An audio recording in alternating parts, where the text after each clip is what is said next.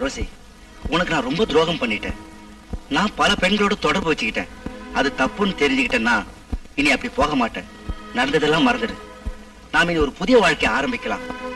எனக்கு வேற எதுவும் உங்ககிட்ட இருந்து தேவையில்லை ரோசி, ப்ளீஸ். எனக்கு உங்க மேல எந்தவித வெறுப்பும் இல்ல. ஆனா நீங்க என்ன தொட வரப்பல்ல என்னன்னு தெரியாம ஏதோ.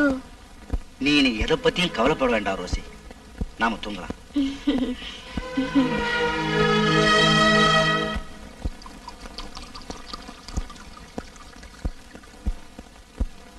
இனிமே நான் கூட குடிக்க போறேன்.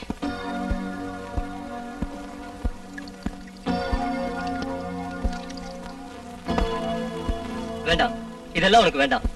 உனக்கு போர் அடிச்சதுன்னா நல்ல சினிமாவுக்கோ பார்க்கு கிளப்புக்கு எதுக்கு வேணாலும் போ.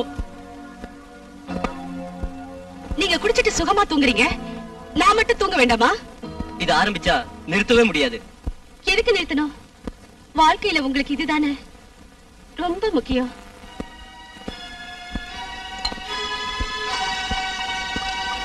ஈஸ்வரி, என்ன இது? சொல்றத கேளு. குடிக்கிறதையான 2 பேர் ஒன்னா இருப்போம். குடிங்க.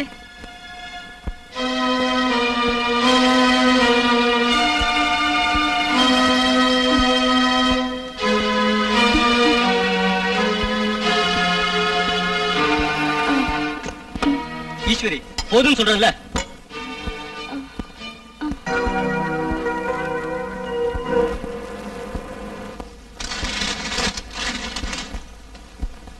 இந்த குமாரசாமி இதை வச்சுக்க. வேண்டாம் சார், இது எனக்கு தேவையில்லை. தேவையான வசதியை ரவி சார் செஞ்சு கொடுத்துருக்கு. இதை நான் விருப்பப்பட்டு தரேன். அப்படின்னா இந்த பணத்தை பிரீஸ் சேரிட்டிக்கு கொடுத்துருங்க. அது அனாதை குழந்தைங்க படிப்புக்கு உபயோகமா இருக்கும். சரி, அப்படியே செய்றேன். ஆனா இப்படி ஒரு ஹாஸ்பிட்டல் ஸ்டாஃபை நான் எங்கேயும் பார்க்கல. அதான் சார் பிரீஸ் ஹாஸ்பிட்டல். போதும், இன்னைக்கு நீ ரொம்ப குடிச்சிட்ட. குடிச்சதுனாலதான் என்னால தூங்க முடிஞ்சது. தூங்குறதுக்குன்னு குடிக்க ஆரம்பிச்சிட்டா அப்புறம் இதை குடிக்காம தூங்கவே முடியாது. என்ன மாதிரி நான் குடிக்கல, ஆனா நீங்க நேத்து இருந்த மாதிரி என்கிட்ட வந்து படுக்கணும். சம்மதிக்கிறேன். நான் கொஞ்சம் குடிக்கட்டுமா? கொஞ்சமா குடிங்க.